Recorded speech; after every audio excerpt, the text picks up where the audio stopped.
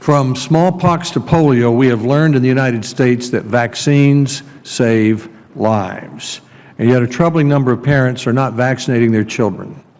Last September, this committee held a hearing about the Ebola virus.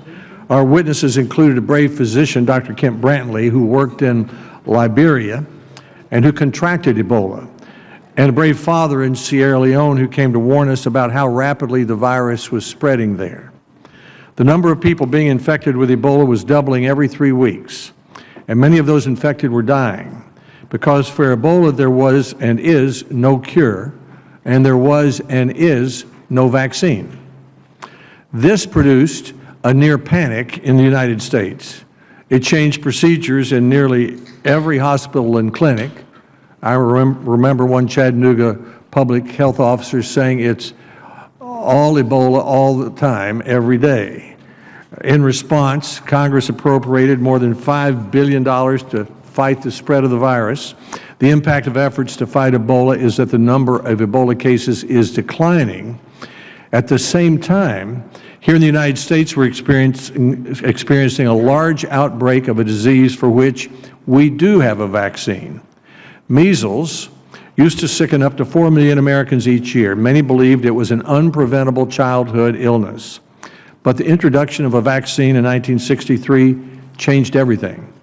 Measles was declared eliminated, meaning absence of continuous disease transmission for greater than 12 months from the United States in 2000. Then, from 2001 to 2012, the median yearly number of measles cases reported in all of our country was about 60. Today is February 10, 2015. It is the 41st day of the year, and already we have seen more cases of measles than we would in a typical year.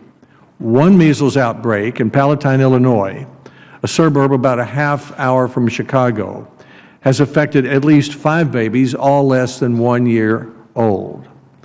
Infants and individuals who are immunocompromised are traditionally protected by what is called herd immunity, meaning when more than 9 out of 10 of the people around them are vaccinated so they don't get sick. And that keeps the babies and others who can't get vaccinated from getting sick. That herd immunity is incredibly important. Measles can cause life-threatening complications in children, such as pneumonia or swelling of the brain. Our witnesses today will talk more not just about what is causing this outbreak, but why some parents are choosing not to vaccinate their children. Measles is only one example. This hearing, which was planned before the measles outbreak, reminds us of the importance of vaccines. An analysis of immunization rates across 13 states performed by USA Today found the following.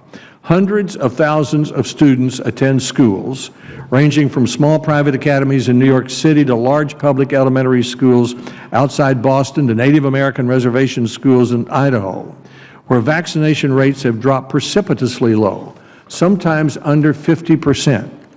California is one of the 20 states that allow parents to claim personal belief exemptions from vaccination requirements. In some areas of Los Angeles, 60 to 70% of parents at certain schools have filed a personal belief exemption. In those elementary schools, vaccination rates are as low as those in Chad or in South Sudan. The purpose of this hearing is to examine what is standing between healthy children and deadly diseases. It ought to be vaccinations, but too many parents are turning away from sound science. Sound science is this: vaccines save lives. They save the lives of people who are vaccinated. They protect the lives of the vulnerable around them, like infants and those who are ill. Vaccines save lives.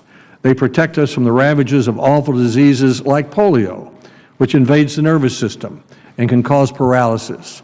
I can remember as a child how parents were frightened by the prospect of polio for their child. I had classmates who lived in iron lungs. Our Majority Leader, Senator McConnell, contracted polio as a child. Or whooping cough is another example, which causes thick mucus to accumulate in the airways and can make it difficult for babies to breathe. Or diphtheria, a bacterial infection that affects the mucous membranes of your nose and throat and can, in advanced stages, damage your heart, kidney, and nervous system. we have learned that vaccines save lives. They take deadly, awful, ravaging diseases from horror to history. So it is troubling to hear that before we've even reached Valentine's Day this year, 121 Americans are sick with measles, a disease eliminated in the United States 15 years ago. It is troubling that a growing number of parents are not following the recommendations of doctors and public health professionals who've been making those recommendations for decades. At a time when we're standing on the cusp of medical breakthroughs never imagined, cutting-edge personalized medicine tailored to an individual's genome, for example, we find ourselves retreading old ground. I now turn to Senator Murray for her opening statement.